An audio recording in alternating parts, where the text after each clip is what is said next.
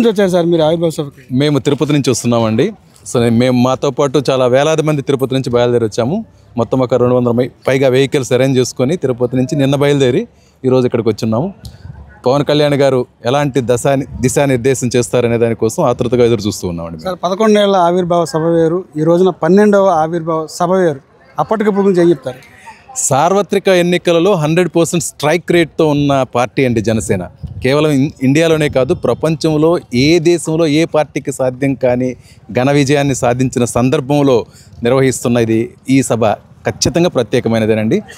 కార్యకర్తలు క్యాడర్ అందరూ కూడా ఉత్సాహంగా ఉన్నారు.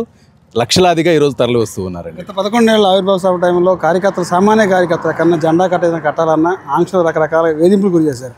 ఇవాళ ఈ 12వ ఆవిర్భావ సభ ఆ పరిస్థితి ఉంది, ఎలా ఉంది? అప్పటికిప్పుడు చూస్తే ఏం చెప్తారు?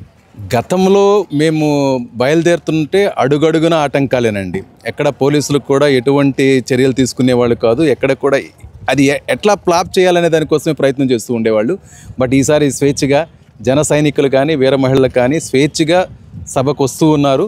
ఆనందంగా ఈరోజు జరుపుకుంటూ ఉన్నాం. గత 5 ఏళ్ల కాలంలో మీ ప్రాంత చిత్తూరు వాసినటువంటి మాజీ మంత్రి రోజా అసెంబ్లీ గేటు తాకనేమో పవన్ కళ్యాణ్ చెప్పన్నారు. ఈరోజు అసెంబ్లీలో డిప్యూటీ సీఎంగా ఉన్న రాష్ట్రానికి ఎలా స్పందిస్తారు ఆవిడ వ్యాఖ్యలకి, ఇప్పుడున్న పరిస్థితికి? ఆ రోజు రోజా గారికి అధికారం అహంకారంతో కళ్ళు మీనకుండా ఎట్లా పడితే అలా మాట్లాడటం చేసిందండి. పవన్ కళ్యాణ్ గారి లాంటి స్థాయి గల వ్యక్తిని అసెంబ్లీ గేటును తాకనివ్వను అని చెప్పి మాట్లాడినది ఈరోజు ఆ గర్వభంగం అయ్యి ఇంట్లో కూర్చొని ఉంది. పవన్ కళ్యాణ్ గారు అసెంబ్లీ గేటును తాకటం కాదు, డిప్యూటీ సీఎంగా ఈ రాష్ట్రంలో సెకండ్ పర్సన్గా ఉన్నారండి. భవిష్యత్తులో ఏమైనా అవ్వచ్చు.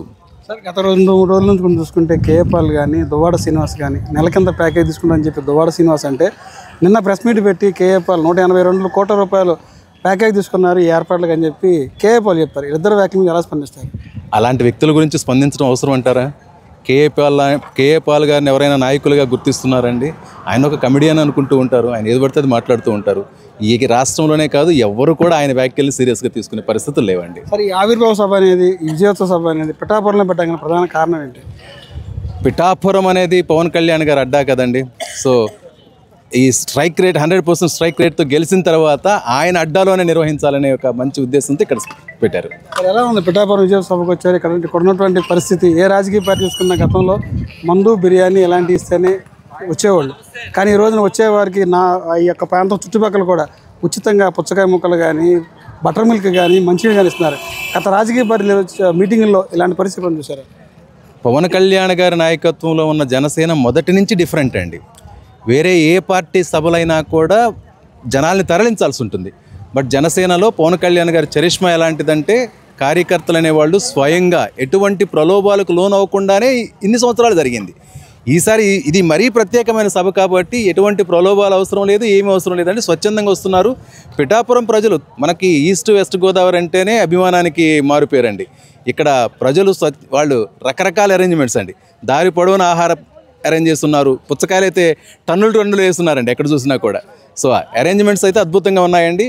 ఈస్ట్ వెస్ట్ గోదావరి ప్రజలందరికీ కూడా, జన సైనికులందరూ కూడా కృతజ్ఞతలు తెలియజేస్తున్నారు. భవిష్యత్తులో పవన్ కళ్యాణ్ గారు సీఎం ఎప్పుడు అవుతారు? మేము కావాలనుకుంటున్నాం. భగవంతుడు ఆశీర్వదిస్తాడు, ఖచ్చితంగా చూస్తామండి.